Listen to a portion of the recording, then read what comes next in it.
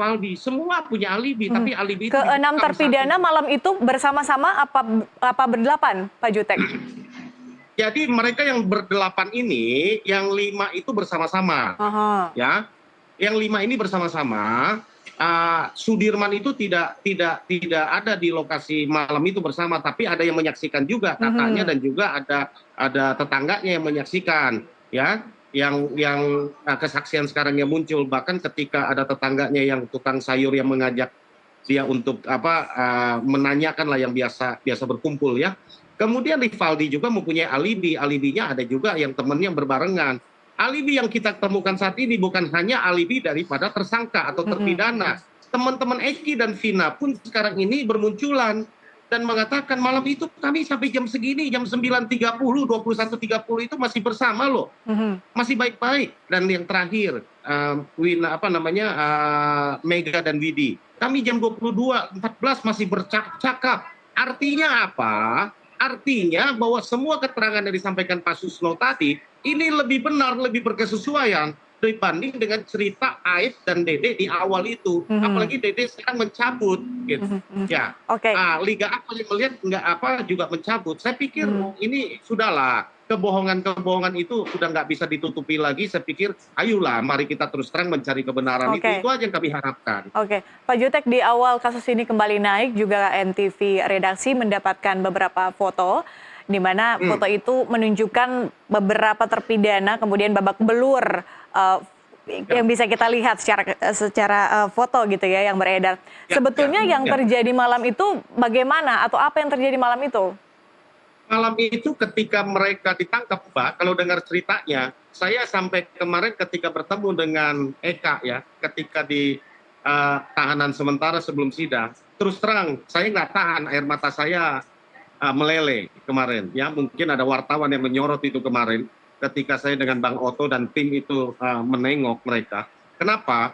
Saya kebayang ya apa yang mereka alami pada malam sore hari itu.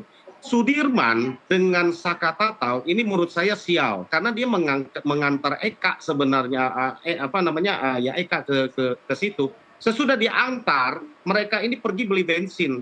Lalu datanglah penangkapan itu. Di dalam penangkapan itu udah 6 ditangkap, dipukul, sudah masuk ke mobil, baru datang Sudirman sama Saka.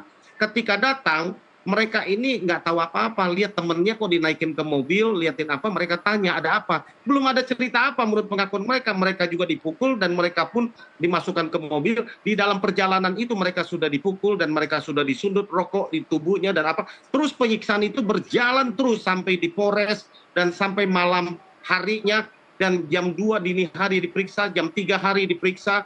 Ya, menurut pengakuannya Eka ini akhirnya dia tidak tahan, ya. Dia lihat adiknya yang Aldi itu, ya, yang disiksa, dia nggak tahan. Akhirnya dia mengaku, dia bilang daripada adiknya terus dia akhirnya mengaku, udah itu saya. Itu yang istilah kami tukar kepala. Adiknya itu yang besok harinya dibebaskan oleh karena pengakuan bahwa si Eka bilang adik saya nggak terlibat, saya yang terlibat. Coba bayangkan, ya, coba kita bayangkan kalau itu menimpa saudara kita, menimpa anak kita, menimpa famili kita, dan ketika tidak berdaya lakukan. Saya dapat bayangkan. Itu sebabnya saya katakan kalau ditanya apakah penyiksaan itu ada, dan kami sudah pastikan karena yang melihat itu ada penasihat hukumnya saat itu sesudah waktu mau sidang, ya, bukan waktu pemeriksaan, ya. Kemudian ada foto-foto yang beredar, ada orang yang melihat, di antar mereka juga saling melihat, dan kebetulan Aldi yang besoknya dibebaskan, ya, juga orang tuanya melihat kondisinya, saudaranya melihat kondisinya babak belur, dan itu bukan fitnah, itu kejadian, dan itu kami bisa buktikan.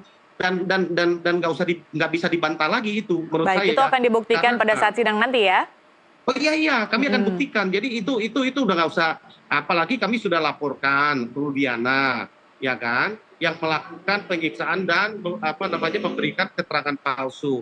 Ya, sekali lagi kami mohon Mabes Polri bantu, ya, para terpidana ini cepat naikkan status Rudiana. Dengan demikian maka ini akan membantu PK, ya, akan membantu proses PK ini lebih cepat lagi. Kenapa? Karena dengan dinaikkan status maka apa yang kami laporkan betul dan peristiwa itu berarti tidak ada, gitu.